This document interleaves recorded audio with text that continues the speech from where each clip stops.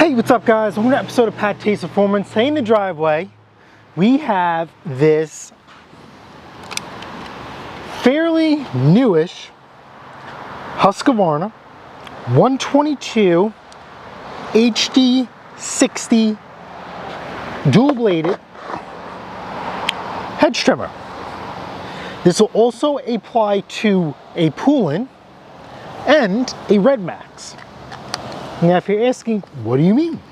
Well, Husqvarna makes Poulan and it makes Redmax. So, don't be sad, be glad. That means parts are readily available and cheap. So, the missus took this in from a fellow neighbor. Apparently, this runs and dies. But what I want to show you guys is that what's probably overlooked with a lot of hedge trimmers, and this is something I only do to hedge trimmers, is that when a hedge trimmer comes in for repair, can you guys see that? All right. Basically, this is the only machine that I will gladly take apart and clean everything out, because in theory these are used in some pretty crappy conditions and they rely on lots of cool fresh air. So it's these three Torx. T27 would be the size. You can get away with the T25, but if you strip it, don't come knocking on me. 4, 1, 2, 3, 4.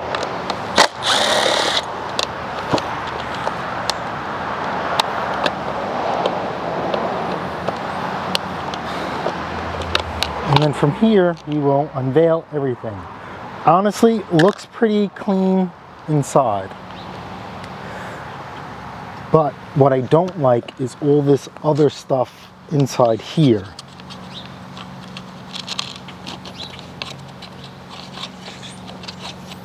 So we definitely need to get all these leaves and such out. We do not want to block anything. Air filter is pretty clean, which is a telltale sign of what kind of repair this will need. But all of this stuff here just needs to go. So what you want to do is just take some compressed air and spin this. Get this compressed air and just clean everything out.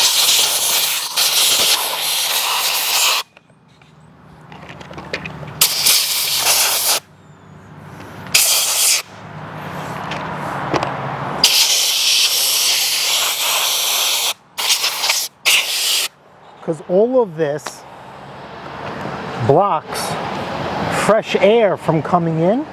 Your machine's gonna get hot and kablooey. And we don't want to do that. So then we'll put this back on. Now this casing is aluminum. So what I like to do is just get any type of lube. Anti-seize would be best.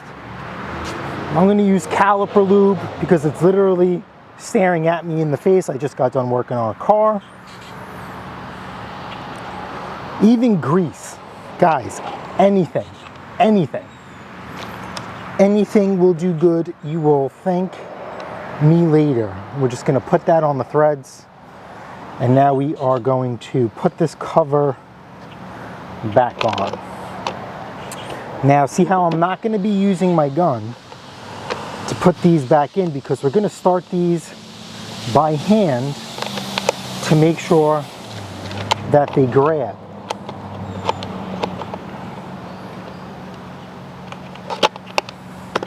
Right. Yep, make sure it's in, and then again stick it in the hole. Start this by hand. Make sure they grip, because you don't want to strip or cross thread anything. And then you take a simple repair or maintenance item and you literally turn it into a disaster. As you guys see, I have my impact on low torque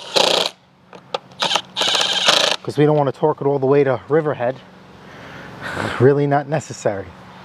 So what you want to look also here is you have your adjustments on the carburetor, and as you guys could see right here, we'll get the camera to zoom in. I pray.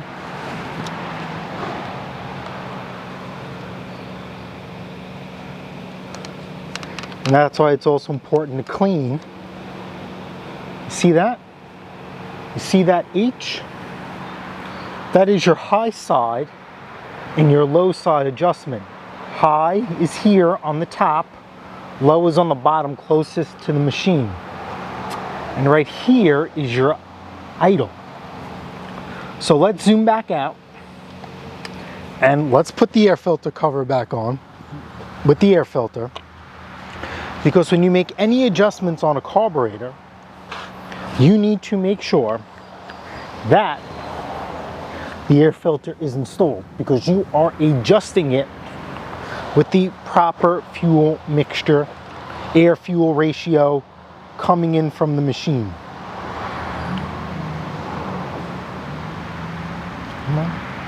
Like so, like so.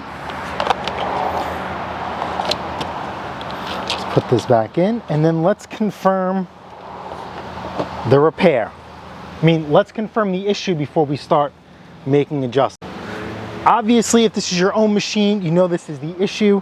If you are doing a repair for a neighbor or some other nature, don't start diving into things unless you confirm it first, and that's exactly what we're gonna do. So, prime for a good time. Choke out. Okay, so that's spring loaded.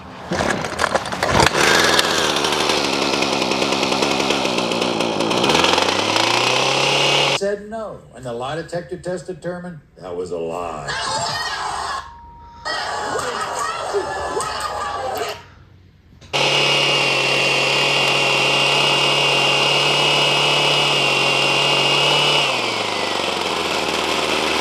Well, that doesn't make any sense.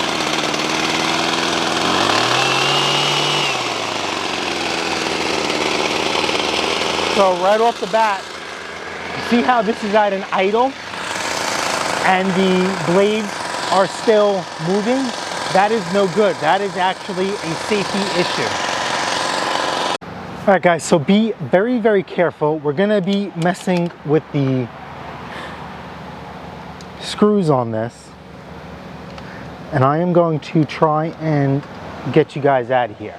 So right here, it's labeled low, T, which is throttle. And if you back this out, it's going to lower the idle. And if you tighten it in, it's going to increase the idle. Your high speed and your low speed. The only reason when you want to adjust your high speed is when you hit the trigger and it throttles down. And you need to make sure that everything else is clean and nothing is obtruding in the way, like the flywheel, air filter is clean, fuel filter is good to go. This doesn't have much use on it, so we definitely know it's a carburetor issue. Now, issue we're having now is that this is too high. When you are not using this machine, okay, you are not supposed to have the blades move. That's a safety issue.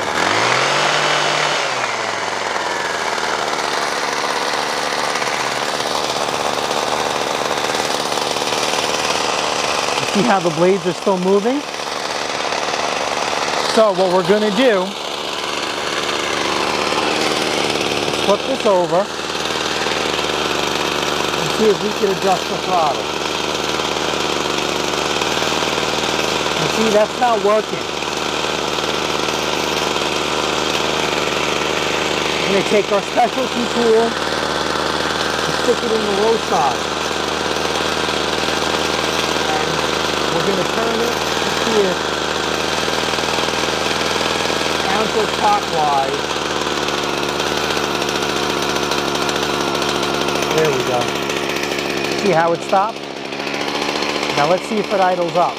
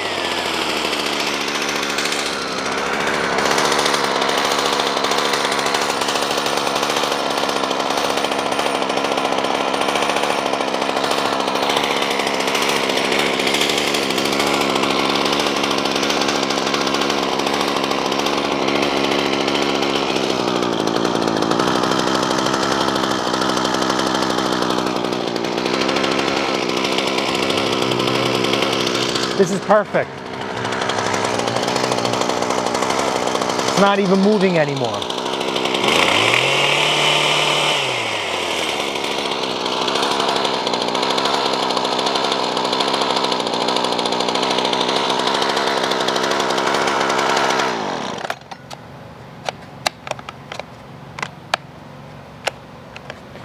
All right, so what we're gonna do now, this is a nice hot machine. You're supposed to make your adjustments on a nice hot machine.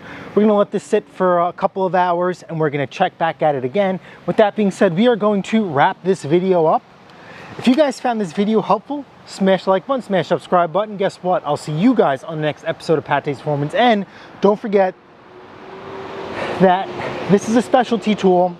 The link to buy these tools will be in the description. And if you buy using that link, you also support the channel. All right, guys, later.